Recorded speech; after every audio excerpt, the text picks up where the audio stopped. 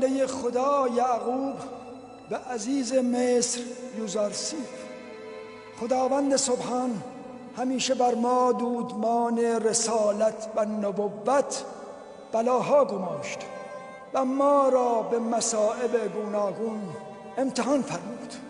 جدم ابراهیم را با آتش نمرود امتحان کرد و عمویم اسماعیل ذبیح الله را به قربانگاه کشاند تا او را قربانی کند و مرا نیز به فراق فرزندی که نور چشم و قوت قلبم بود مبتلا کرد. روزی او را به صحرا بردند و پیراهن خونینش را باز آوردند. پسری داشتم که از مادر با یوسف برادر بود. او یوسف را از او استشمام می کردم و به جای یوسف او مرهم قلب داغدارم بود. برادرانش او را نزد تو آوردند و باز نگرداندند. شما او را به جرم دزدی به بردگی گرفتید. تردیدی نیست که سرقت را با اهل بیت رسالت نسبتی نیست.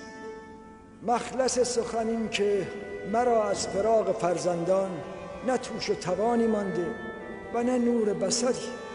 از شما میخواهم فرزند در بند مرا به سوی این پیر درمانده بازگردانید و مرا از غم رهایی بخشید.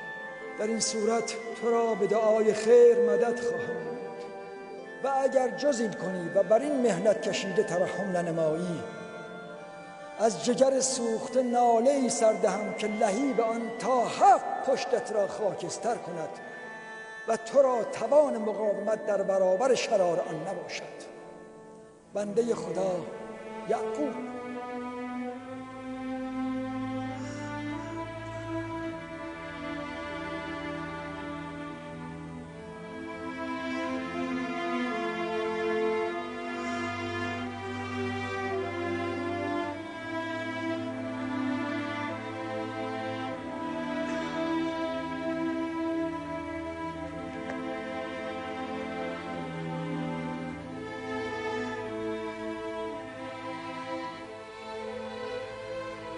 وای بر شما،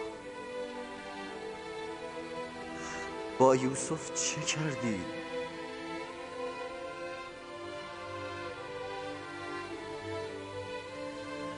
میدانید پدرتان به خاطر اعمال ناپسند شما چه رنجی کشیده است.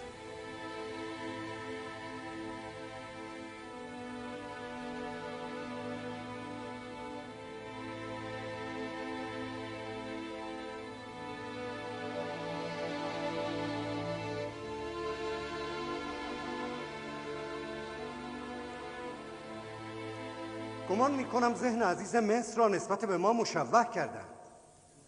ما گناهی نسبت به برادر و پدر خود مرتکب نشدیم. آن سند را آوردی؟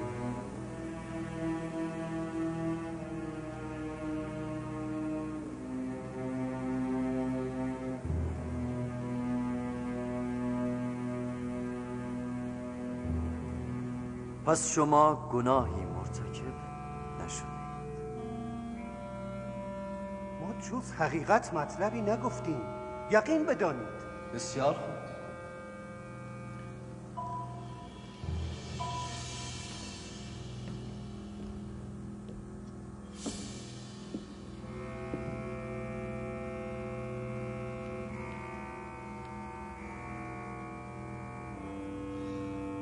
ما 10 برادر از اهالی کنعان برده خود یوسف را به مالک ابن زر به 18 درهم فروختیم.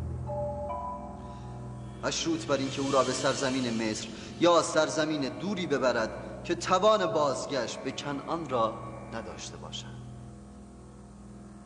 لاوی و شمعون این نامه را مهر کردند. ظاهرا این خط شمعون است. شمعون کدام یک از شماست؟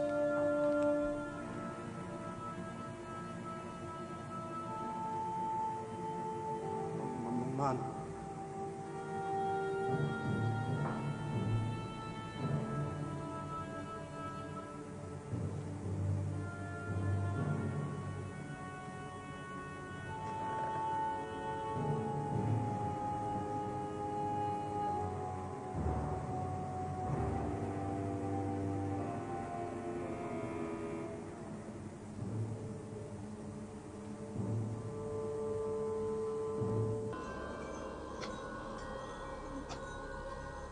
ما در خانه کنیزی داشتیم که پسری شلوغ و نافرمان داشت. به ناچار پسر را به مالکنامی فروختیم. البته به خاطر اینکه از شرارت‌های او آسوده شویم. این سند مربوطه به است.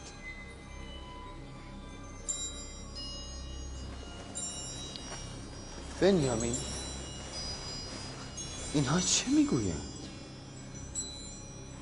خیر عالی جناب، ما هیچگاه برده‌ای با این نام و نشان نداشتیم.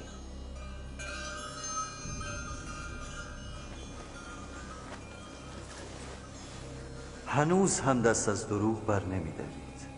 این نامه نزد بانو زلیخا و شما چه می کند؟ نامه را من از یوسف گرفتم، همان یوسفی که به کاروانیان فروخته شده بود. می‌بینید که ما از همه چیز خبر داریم. برای ما باور کردنی نیست.